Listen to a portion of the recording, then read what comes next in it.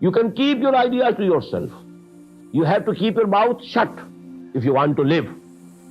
And if you can't keep your mouth shut, then this is the cup of the poison. You have to take it here and now. And you know what was the decision? He said, I can't live without saying what I believe, without preaching to others the knowledge that has come to me. I can't live. Life is meaningless. So I prefer to take this cup of poison. He took it there and then, died. Now let me come to the third example, and this is from the Middle East. Who was Salman Farsi? Radiyallahu ta'ala anhu. He was born in Iran, and the people worshipped fire. And he was born in the house of a priest, just like Hazrat Ibrahim alayhi salatu wassalam. He was born to Azar. And Azar, you know, he was a priest. He used to make idols. The same was the case here. A custodian of a place of worship. Hazrat Salman radiyallahu ta'ala anhu was born to him. But then he said to himself, it is ridiculous. We burn this fire, we add fuel to it, we light this fire. If we don't add fuel to it, it can't continue burning. And then we stand, folded hands before this fire, and you ask the blessings from this fire. It's ridiculous. I'm not ready to accept it. What was the fate? He had to leave his home and heart, just as the father of Hazrat Ibrahim alayhi salatu wasalam said to him, Araghibun anta an alihati ya Ibrahim? La illam tantahi la arjumannaka wahjurni maliya. This is in Surah Maryam alayhi salam. Are you leaving my gods? The gods whom I worship? You don't want to worship them? No, I will stone you to death if you don't change your attitude, or you have to leave this house. Go away from my sight. Wahjurni maliya. The same fate happened and occurred to Hazrat Salman radiyallahu ta'ala anhu. He left his home and heart, even his country, just as Ibrahim, migrated from Iraq to Syria. He had to migrate again from Iran to Syria. What a similarity between the life of Hazrat Ibrahim alayhi salatu wasalam and Hazrat Salman from Iran, Salman Farsi radiyallahu ta'ala anhu. He also migrated to Syria. That was the seat of learning. He became Christian, and Christianity was the deen of Islam of that day.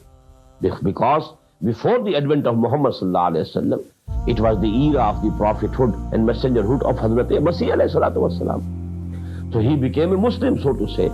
So he accepted Christianity. And he was under the training and teaching of so many rahibs, knowledgeable persons, Christians. But the last one with whom he was getting knowledge, when he was on his deathbed, Salman said to him, well, my thirst of knowledge has not been quenched up till now. Now you are also dying. Where do I go after you?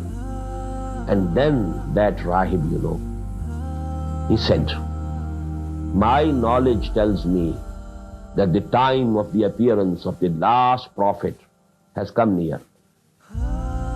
And he will appear towards the south, in the lands of the dates. So go there, try your luck.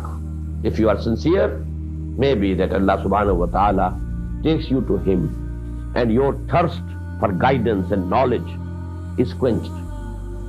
So after that rahib died, Hazrat Salman, he started his journey with a caravan towards the Arabian Peninsula, the land of the dates. But that caravan was looted, attacked by robbers. Salman was taken a prisoner. And what did the prisoner mean at that time? A slave. He was sold. But his purchaser was a Jew of Medina. So he reached Medina anyhow. There he heard that someone at Makkah had made a claim. He has made a claim that he is a prophet. But now he is tied in the chains of slavery. He can't go. He can't move. He's a slave now. So he kept waiting. And I do say these words about Salman radiyallahu ta'ala anhu. In Urdu we say, that कुआं आया है चलकर प्यासे के पास. प्यासा was Salman, कुआं was Muhammad sallallahu alaihi wasallam. The well came over to the thirsty. In the case of Salman, Muhammad sallallahu alaihi wasallam migrated to Medina, and thus the desire of Hazrat Salman was fulfilled. I can't go into further details. They are very interesting incident. How he approached the Prophet sallallahu alaihi wasallam. The question that he asked, he had an identity told to him that this will be the identity of that Prophet, and he fulfilled and he satisfied himself that he is really the person to whom he had referred. So these are the three examples of those persons who don't accept things, only because people believe in them, only because their parents believed in them. They question something, they criticize them, and then they want to know the truth for themselves. And they are ready to sacrifice everything for that cause. Everything which is, loved by people. But they can sacrifice all those things for the sake of gaining the truth, the knowledge of the truth. Now, let me make another point here. These people, such people, whatever truth comes to them, then they preach. And now the followers follow them. Mostly not in their lifetime, but after them, all the people in the world, how many people are Buddhists? At least they claim to follow Buddha.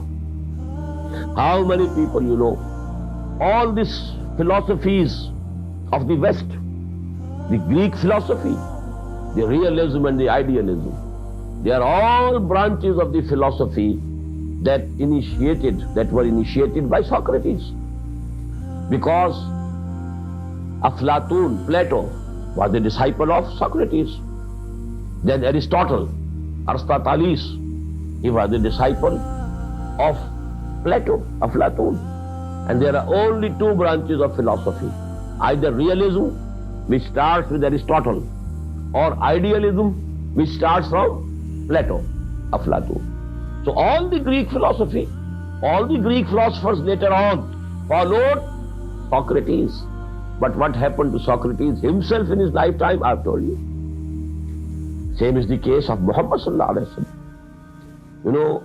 I have told you that after the 10 years hardest labor, not more than 150 persons were there with Muhammad sallallahu alaihi wasallam in the 10th year after the beginning of Wahy. But how many believe in him now? So actually these are the people, we may call them the pace setters, the pacemakers. They have set the channels on which then humanity is treading and going. So they are the people who set channels of thought, lines of thought, and then the people, generally they follow those lines and they follow in the footsteps of these people. Now, let me come to the questions. What are the basic questions to which these people, the thinkers, the sages, the philosophers, they have been addressing, they have been grappling with? What are those questions? Number one, what is this universe?